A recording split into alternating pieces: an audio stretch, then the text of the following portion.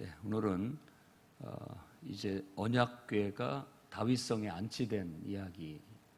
다윗성에 안치됐는데 거기에 한 장막을 쳐서 준비된 자리에 놓았다고 하는데, 보통 우리가 다윗의 장막 이렇게 얘기하는 것이 바로 이 다윗의 이 장막입니다. 솔로몬의 성전이 지어지기 전에 이렇게 예루살렘에 하나님께서 이제 언약궤 이 법궤가 다윗의 장막으로 옮겨짐으로써 거기에서 찬양 그리고 또 예배가 온전히 드려질 수 있게 됐다라고 해서 오히려 솔로몬의 성전보다 더 귀하게 보는 정신이 있습니다. 그래서 선지자들의 입에 다윗의 장막이라는 그런 예언의 말들이 있게 되는 겁니다. 그러니까 어떻게 보면 우리들이 막 좋은 건물에 잘 갖춰진 밴드에 뭐 이런 예배를 드리는 것보다도 그 옛날에 그냥 막 가만히 떼기 깔고 그 추운데도 이렇게 막 예배하고 찬양했던 때가 더 순수하고 아름다웠던 것처럼 다윗의 장막 하면 그런 의미를 갖게 되는 겁니다. 정말 하나님 앞에 찬양과 경배로 온전한 예배를 드리는 그런 순수한 예배, 그걸 회복해야 된다라는 그런 얘기를 하고 있는 것이죠. 그래서 우리들의 신앙도 언제든지 항상 그 순수함을 잃어버리지 않도록 노력을 해야 됩니다. 우리는 늘 순수함에서 시작해서 더 나아지기 위해서, 더 발전하고 성장하기 위해서 여러 가지 것들을 갖춰 나갑니다만은 그것도 하나의 성장이고 성숙일 수 있습니다만은 그러다 보면 어느 순간에 이 본질을 잃어버리는 경우들이 있습니다. 에베소 교회의 첫사랑을 잃어버린 걸 책망하고 그걸 어디서 잃어버렸는지 다시 회복하라고 회개하고 회복하라고 요구하는 것도 바로 그것을 말하는 겁니다.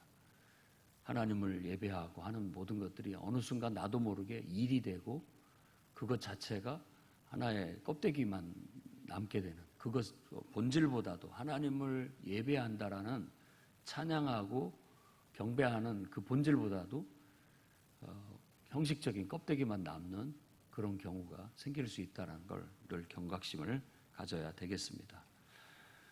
오늘 말씀을 보면 이 다윗이 언약궤를 자신이 정복한 자기의 성, 그러니까 이스라엘의 왕도인 바로 예루살렘으로 가져오는 걸 기뻐했다라고 그렇게 말하고 있습니다. 3만이라는 징병된 군대를 이끌고 그가 여기서는 바알레 유다라고 했는데 지명이 여러 가지입니다. 원래 이곳이 기럇 여하림이라고도 불립니다. 바알레 유다라는 뜻은 바알의 유다, 바알레 하면은 소유격이 붙었기 때문에 바알의 이런 멋멋의 바알 이런 뜻이 되는 거고, 유다가 붙었기 때문에 유다 땅에 있는 뭔가 바알과 관련된 그런 지명인 것을 알 수 있습니다. 가나안 땅에 바알 숭배가 성행을 했고 또 그것과 관련된 지명들이 많이 있습니다. 그런데 성경에는 이곳을 바알레 유다를 바알라라고도 부르기도 하고 기럇 여하림이라고도 부르기도 합니다. 지금 우리가 살고 있는 이 한솔동, 이 세롬동은 옛날 지명으로는 송원리였습니다. 송원리. 그래서 저쪽에 송원 유치원인가 어린이집인가가 있죠. 원래 지명이 그랬었어요. 그러나 이제 세종시에 편입이 되면서 다 이렇게 다시 정리가 되면서 한솔동이 되고 이 세롬동이 되게 되었던 것이죠. 그런 것처럼 이게 역사에 따라서 또 특별한 어떤 사건이나 일들에 따라서 지명들이 그렇게 붙여지게 되니까 뭐 헷갈립니다만은 그냥 바알레 유다의 바알 어떤 신당 같은 게 있어서 바알레 유다라고 했는가 보다. 그런데 이제 이스라엘이 그곳에 점령하면서부터는 그곳이 이제 기럇 여하림으로 불려지게 됐다라고 그 두 가지 지명이 있고 또 바알라라고도 부르기도 한다라고 그렇게 이해를 하면 좋겠습니다. 법궤가 이동을 하는 경로를 이렇게 보면 이제 요단강을 건너서 길갈에 옵니다. 길갈에. 그러다가 이게 실로로 가서 실로가 이제 중심 이 법궤가 있는 곳이 되죠. 그래서 우리들이 사무엘 상에서 봤듯이 엘리 제사장은 바로 실로에서 법궤를 모시고 있었던 겁니다. 그런데 이거 이제 전쟁을 통해 에벤에셀로 옮겨지게 되는데 그 에벤에셀에서 전쟁을 치르다가 결국 자기 아들들 다 죽고 제사장 죽고 법궤를 빼앗겨 아벡 전투라고 해요. 그 전투를. 그 아벡에서의 전투에서 빼앗겨서 결국 아스도트에 가게 돼서 이제 다곤 신전에 놓여지게 됐다가 또 그것을 가드로 보냈다가 에그론으로 보냈다가, 왜냐하면 그 법궤가 가는 곳마다 재앙이 임해요. 그리고 결국 돌려보내야 되겠다 해서 벳세메스로 돌려보냈는데 벳세메스 사람들이 법궤 뚜껑을 열어봤다가 또 큰 전염병이 돌아 재앙이 임하자 그것을 또 기럇 여아림으로 보내게 되는 겁니다. 이 기럇 여아림에는 아비나답의 집에 이 법궤를 오랫동안 보관하고 있었던 겁니다. 그것을 다윗이 이제 예루살렘으로 옮기게 됩니다.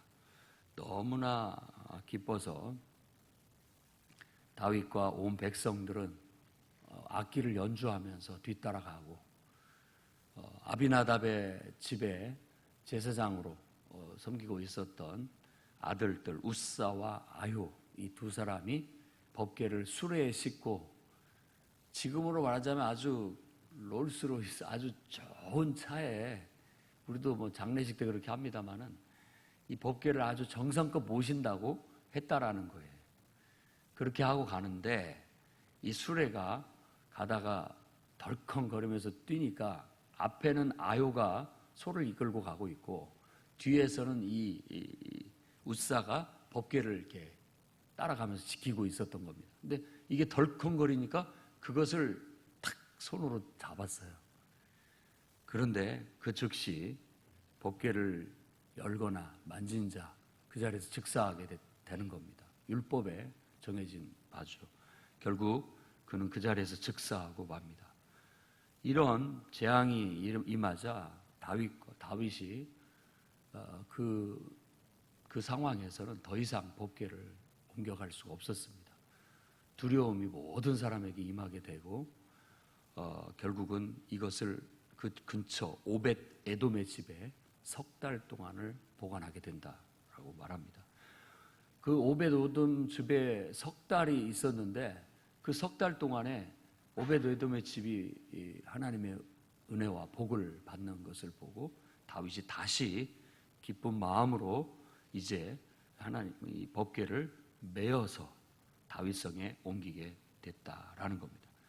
6걸음으로 옮겼을 때 송아지를 제사를 드렸습니다. 첫 번째 6걸음을 떼었을 때 7번째 송아지로 하나님 앞에 제사를 드린 것으로 이렇게 보여집니다만은 어떻게 보면 또 6걸음마다 이렇게 정성을 솔로몬이 1000번째 드리듯이 정성을 드렸는지도 모릅니다. 아무튼 하나님의 임재를 상징하는 법궤를 옮겨오는 것을 굉장히 기쁘게 여겼고, 그리고 또 최고의 정성을 들였다라는 거, 그리고 온 힘을 다해 춤을 췄다는 거예요. 다윗이 에봇 속옷을 입었다라고 하는 것 제사장의 복장 중에 하나죠. 근데 에봇을 입었다라고 그렇게 얘기를 하는데 에봇은 원래 제사장이 입는 조끼를 말하는 겁니다. 제사장이 입는 조끼. 그러나 이 배 에봇을 입었다라고 하는 것은 에봇을 받치기 위해서 입는 그 속옷으로 보여집니다. 세마포 속옷. 그러니까 이 조끼를 입은 게 아니라 에봇 받침 옷을 입은 거예요. 나름대로 마치 제사장의 복장을 갖추고 춤을 추면서 법궤가 옮겨지는 걸 보게 됐고, 그다음에 정해진 곳에 가게 됐다라는 겁니다. 미갈은 창가에서 그것을 바라보다가 아유 왕이 저 체면도 없이 왜 저러나 싶어가지고 한심하게 쳐다봤다는 얘기를 덧붙입니다. 그래서 오늘 이 말씀의 핵심은 바로 이 언약궤를 옮기는 걸 어떻게 해야 되느냐, 언약궤를 다루는 것. 첫 번째로는 언약궤에 대한 그릇된 태도가 재앙을 초래한다는 겁니다. 그 말은 곧 우리가 예배자로서 하나님 앞에 온전한 예배가 드려지지, 잘못된 방법으로 예배를 드리게 된다면 그것이 복이 아니라 재앙이 될 수 있다라는 거예요. 그것을 바로 베레스 우사가 하나님이 치심으로 죽었다라고 그렇게 얘기하는데, 그것을 통해서 보여지게 됐고, 왜냐하면 법궤는 반드시 제사장 4명에 의해서 어깨에 짊어져야 됩니다. 그런데 그걸 수레에다 옮겼다라는 거, 그거 큰 문제가 되죠. 옛날에 엘리와 그의 아들들이 에베네셀에서 전쟁을 치를 때 그것을 가지고 갔다가 죽은 것도 바로 그냥 법궤를 갖고 가서 전쟁에 앞장세워서 가면은 무조건 하나님께서 이기게 해주실 것이라는 잘못된 법궤를 다루는 하나의 태도였던 겁니다. 그러니까 결국은 그 법궤를 다뤘던 제사장들 죽고 또 군 전쟁에서도 대패를 하게 되었던 것이죠. 블레셋 사람들도 자기의 전통대로 어떤 전쟁에서 승리한 이 물건을 자기 신전에다 갖다 바치는 그런 일을 했지만 결국은 다곤 신상이 쓰러지고 또 전염병이 도는 재앙이 그들에게 임하게 되었던 겁니다. 그것을 베세메스로 보낼 때 수레에 실어서 보냈지만 그것도 온전한 방법은 아니었던 것이지만 그때는 뭐 어쩔 수 없었기 때문에 그렇게 했었고, 베세메스 사람들이 법궤를 함부로 다루면서 뚜껑을 열어본 걸로 인하여 엄청난 재앙이 그들에게도 임하게 되었다라는 것. 이런 모든 것들이 바로 언약궤에 대한 잘못된 태도가 그들에게 재앙이 됐다라는 걸 알 수 있습니다.